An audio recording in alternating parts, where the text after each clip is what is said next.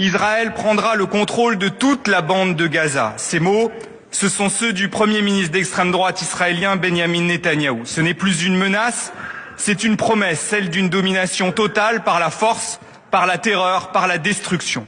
Ce week-end encore, plus de 100 morts, des familles pulvérisées, des enfants ensevelis sous les gravats. Gaza était une prison à ciel ouvert, Gaza est désormais un cimetière à ciel ouvert. Depuis le début de la guerre, plus de 64 000 Gazaouis ont été tués selon la revue The Lancet. La famine s'installe, il n'y a plus d'eau, plus d'électricité, plus de soins. Depuis le 2 mai, Israël bloque l'entrée de toute aide humanitaire.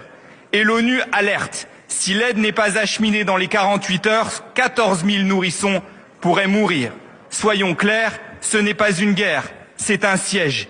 Et tout cela est désormais documenté par les institutions internationales. En janvier 2024, la Cour internationale de justice a exigé des mesures urgentes pour prévenir un génocide, ce sont ces mots. En mars, l'ONU a affirmé que ce seuil a été franchi.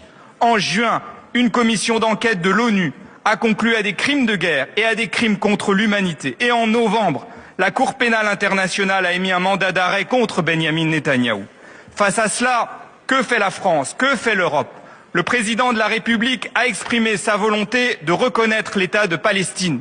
Mais que vaudra la reconnaissance de la Palestine s'il n'y a plus un seul Palestinien en vie?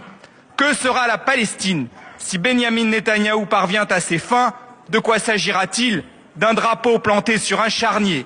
Les mots ne suffisent plus, il faut des actes. Combien d'images insoutenables d'enfants déchiquetés et de femmes ensevelies avant que la France ne prenne ses responsabilités? Monsieur le ministre, que fait la France pour mettre Benyamin Netanyahou hors d'état de nuire?